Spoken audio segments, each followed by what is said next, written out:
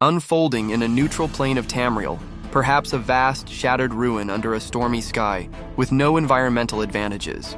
Both combatants are fully equipped, aware of each other's reputations, and ready to fight. Opening moves the Dragonborn with their penchant for direct confrontation, as seen in their battles against dragons, might open with a shout. Unrelenting force, Fusro Da, sends a shockwave to stagger the hero, giving the Dragonborn time to assess their foe. The hero, a master of adaptability, counters with a custom Oblivion style spell, a silence effect combined with a paralyzing burst to neutralize the Dragonborn's voice temporarily. As a stealth expert, the hero might follow with invisibility, vanishing to reposition. The Dragonborn, undeterred, uses Detect Life, a spell or enchanted item, to track the hero, then unleashes Call Storm, summoning lightning to illuminate the battlefield and disrupt the hero's stealth. The hero, now visible, draws the Crusader's sword, its holy enchantments glowing, and charges, using Fortify Speed and Shield spells to close the distance unharmed. Mid-battle. In close quarters, the Dragonborn wields a Dragonbone greatsword enchanted with fiery soul trapping, matching the hero's swordplay with equal skill. Both are masters of combat, their blades clashing in a flurry of sparks. The hero attempts to use the Wabbajack, firing a chaotic blast. It transforms the Dragonborn's sword into a harmless chicken momentarily, but the Dragonborn's absorbed dragon souls grant supernatural resilience, and they quickly draw a backup weapon, Dawnbreaker, which explodes with holy light, forcing the hero to retreat to avoid its undead-slaying power, potentially effective against the hero's Daedric essence. The hero summons a Golden Saint, a powerful Daedric warrior, to distract the Dragonborn. The Dragonborn counters with Summon Durnavir, calling the undead dragon from the Soul Cairn. The skies erupt as the Golden Saint and Durnavir clash, while the hero casts a Reflect Damage spell, redirecting the Dragonborn's next flurry of blows back at them. Sensing the tide shifting, the Dragonborn uses Slow Time, Tid Klo Ul, slowing the world around them to a crawl. The Dragonborn stumbles, their enhanced senses overwhelmed, as the hero breaks free from Slow Time's grip by invoking a burst of Sheogorath's chaotic energy, a metaphysical ripple that destabilizes the Thuum's hold on reality. The battlefield becomes a maelstrom of power. Durnavir, the undead dragon, roars above, spewing necrotic flames at the Golden Saint, who parries with a shimmering Daedric blade. The hero, now at a distance, wields the Wabbajack again, its chaotic magic surging forth. This time, it strikes Durnavir, transforming the dragon into a towering, confused frost giant for a fleeting moment.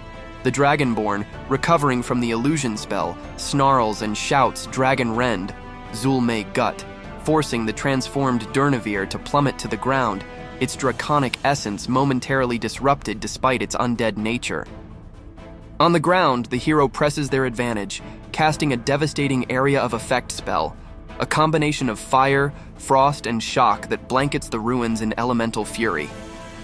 The Dragonborn, protected by enchanted Dragonbone armor, shrugs off much of the damage, their perks and Dragon Soul resilience keeping them in the fight.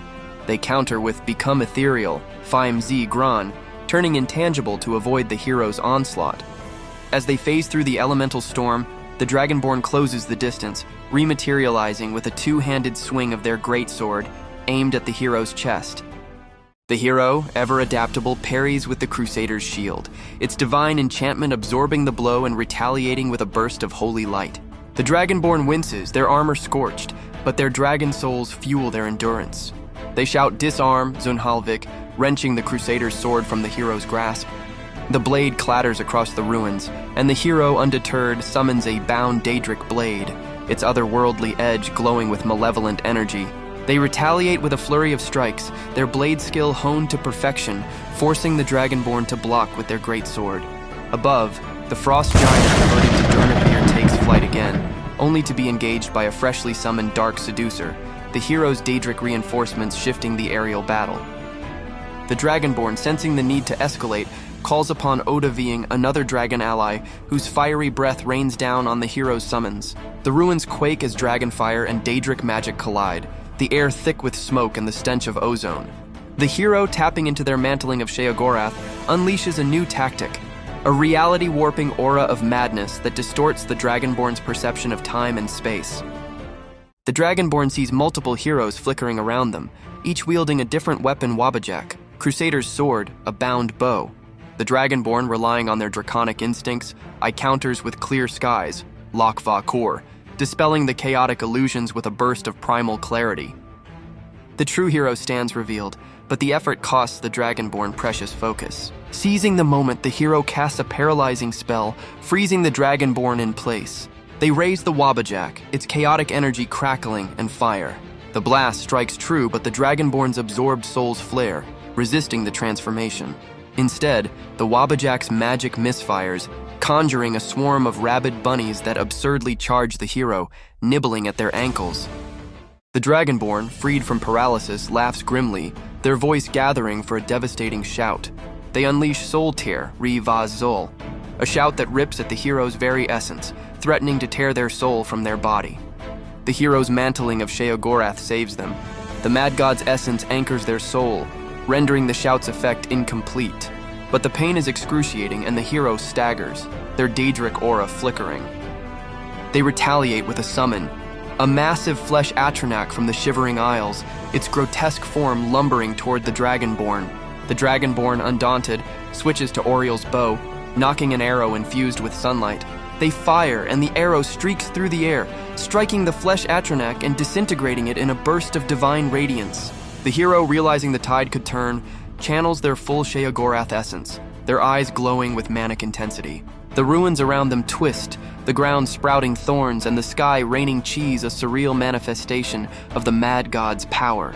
The Dragonborn, caught in this chaotic realm, struggles to maintain focus, their mortal mind clashing with the divine madness. Yet the Dragonborn's connection to Akatosh steadies them. They shout Bend Will, Gol Ha Dav, attempting to dominate the hero's mind and force them to submit.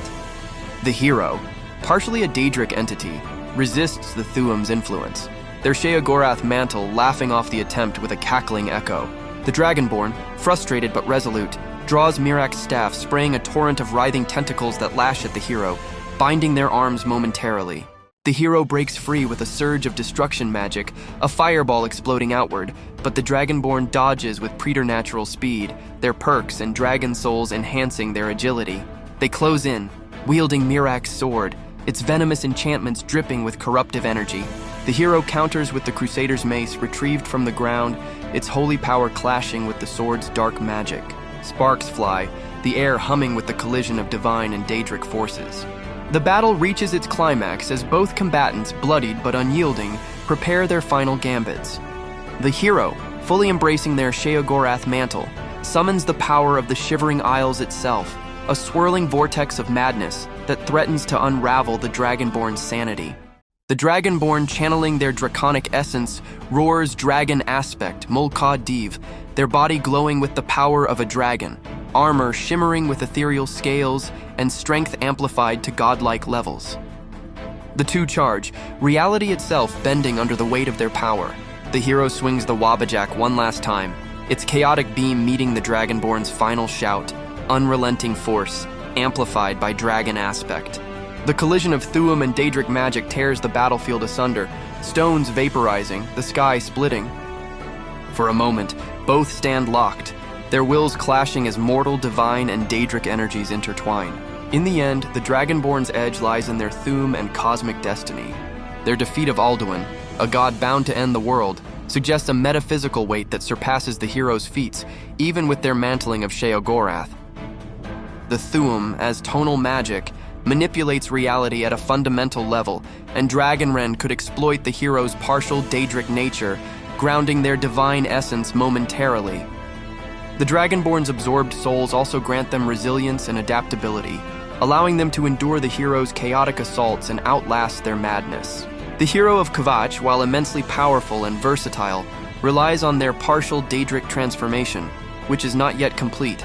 Their feats, though legendary, often involved allies or artifacts, whereas the Dragonborn's victories, particularly against Alduin and Myrak, were direct and singular.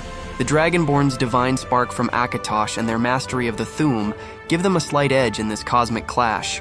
As the dust settles, the Dragonborn stands, battered but victorious, their voice echoing across the ruins. The hero of Kvatch, grinning with Sheogorath's madness, vanishes in a burst of colorful sparks, perhaps retreating to the Shivering Isles to plot anew. The last Dragonborn, bloodied but unbroken, claims the field.